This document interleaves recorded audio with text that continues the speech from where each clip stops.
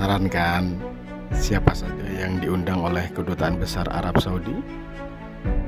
Oke, sekarang akan saya jelaskan. Siapa saja yang diundang? Saya tentu tidak tahu secara persis siapa saja yang diundang atau kriteria apa yang dipakai oleh Raja Arab Saudi yang kemudian diturunkan kepada Kedutaan Besar Arab Saudi di masing-masing negara di dalam memilih para kandidat atau orang-orang yang diundang ini. Saya tidak tahu, sama sekali tidak tahu. Hanya saja, bila berdasarkan pengalaman saya sendiri saat itu tahun 2007, saya melihat yang diundang itu dari banyak lapisan. Yang pertama, ada yang dari pejabat, ya. Waktu itu saya bersama dengan petinggi Polri, kalau saya tidak salah adalah Kadif Humas atau Wakadif Humas Mabes Polri, dan beberapa tahun kemudian beliau menjadi Kapolda Jatim. Ada juga waktu itu adalah seorang Kapolres Batu di Jawa Timur. Ada juga Rektor UI, ya, Rektor Universitas Indonesia. Kemudian ada juga Ketua IMM, Ikatan Mahasiswa Muhammadiyah waktu itu, ya. Jadi ada orang-orang pejabat dan juga orang-orang terkenal, ya. Selain itu, kelompok kedua itu adalah orang-orang yang dianggap berprestasi secara agama, ya. Kalau kita membedakan ini jalur agama, ini jalur umum, ini pelajaran agama, ini pelajaran umum. Bagi mereka yang berpikir demikian, maka kelompok kedua ini adalah orang-orang yang memiliki prestasi di bidang agama. Jadi ikut dalam rombongan kami saat itu adalah para pemenang MTQ. Kemudian mereka yang hafal sekian ratus hadis. Ada para penghafal Al-Quran. Mereka ini diundang untuk berhaji gratis. Kelompok ketiga yang saya lihat itu adalah para pengasuh pondok pesantren. Di rombongan kami bahkan ada pengasuh pondok pesantren dari Nusa Tenggara Barat, bahkan dari Papua. Kalau sekarang Papua Barat, ya, tapi waktu itu masih Papua. Mereka adalah warga Papua asli, maksudnya orang Melanesia, tentu beragama Islam, dan mereka menjadi atau mendirikan pondok. Mereka menjadi pemimpin pondok pesantren di sana, di Fakfak dan di Sorong. Kelompok keempat itu adalah para keluarga dari pegawai Kedutaan Besar Arab Saudi di Jakarta. Cukup banyak saya temui mereka ini. Dan yang kelima adalah para profesional di berbagai macam bidang. Karena itu kemudian saya yang waktu itu menjadi wartawan, kemudian bisa menjadi salah satu yang diundang.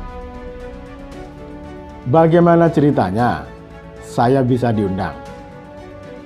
Nah, saya tidak tahu persis. Kok bisa saya nggak tahu? Ya karena saya memang tidak tahu. Dugaan saya waktu itu Surabaya Post, ini bukan Surabaya Post yang lahir di tahun 1953 yang dibangun oleh almarhum Bapak Abdul Aziz dan istrinya Ibu Tuti Aziz. Ini adalah Surabaya Post edisi kedua yang lahir, yang didirikan kembali setelah Surabaya Post yang awal sempat dilikuidasi. Nah, Surabaya Post yang baru ini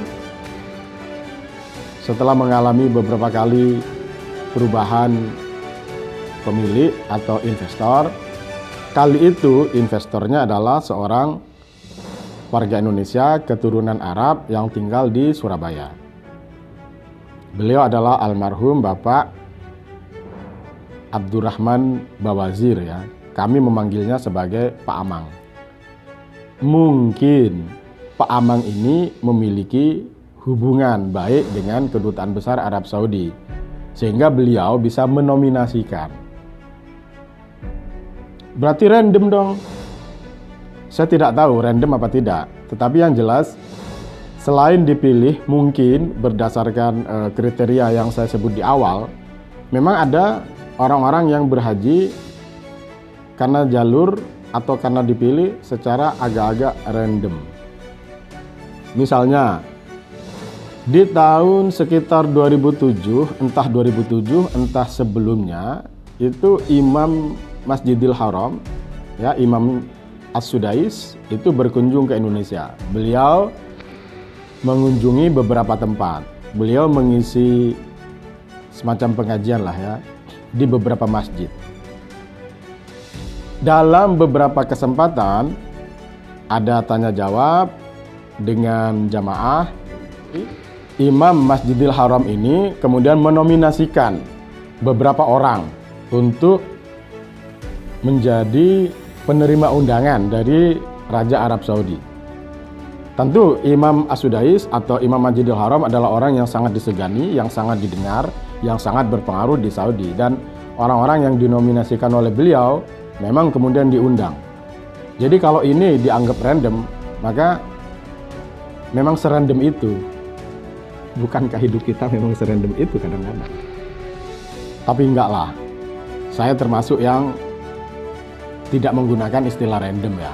Itu memang sudah nasibnya. Tapi memang nasib kita kadang-kadang random. Dan mungkin loh ya, mungkin ada hal-hal baik yang pernah dilakukan oleh orang tersebut sehingga beliau-beliau tersebut mendapatkan rezeki yang sangat besar. Bukan hanya bisa beribadah haji, tetapi beribadah haji tanpa keluar biaya dengan fasilitas yang luar biasa. Nah, kembali ke bagaimana saya bisa mendapatkan undangan tersebut. Jadi, pada tahun 2005, tiba-tiba saja salah satu investor Surabaya Post tersebut, Bapak Amang, datang ke ruang redaksi. Dan beliau bertanya, siapa yang bisa bahasa Inggris? Banyak tangan teracung ya. Siapa yang bisa bahasa Arab? Hanya satu tangan. Siapa yang bisa bahasa Inggris dan bahasa Arab? Hanya satu tangan itu tadi. Tangan itu adalah tangan teman saya, Ihsan Mahmudi, yang waktu itu menjadi reporter Surabaya Post di Probolinggo, dan saat itu sedang diminta menjadi redaktur karena waktu itu kami kekurangan redaktur, sehingga wartawan senior di Probolinggo diminta untuk datang ke kantor pusat di Surabaya dan menjadi redaktur, dan saat itu beliau yang kemudian terpilih. Nah, saat itu kami berpikir bahwa undangan ini adalah bagi mereka yang bisa berbahasa Inggris sekaligus bisa berbahasa Arab. Mungkin ada sesuatu, mungkin ada titipan pekerjaan atau apalah ya, yang kemudian membutuhkan kemampuan dua bahasa tersebut. Sehingga kami-kami yang hanya bisa berbahasa Inggris lewat. Ternyata setelah Mas Ihsan Mahmudi kembali ke Indonesia setelah menjalankan ibadah haji, tidak ada pekerjaan, tidak ada tugas, tidak ada titipan apapun. Dia hanya menjalankan ibadah haji normal 100% sebagai jamaah haji. Hanya beribadah full. Wah, berarti tidak perlu dong syarat bisa berbahasa Inggris dan berbahasa Arab itu. Karena itu, kemudian sebagian dari kami ya bilang, waduh Pak Amang, kalau begitu ya kami dong coba diusulkan juga. Ternyata tunggu punya tunggu, pada tahun 2006 tidak ada undangan itu datang.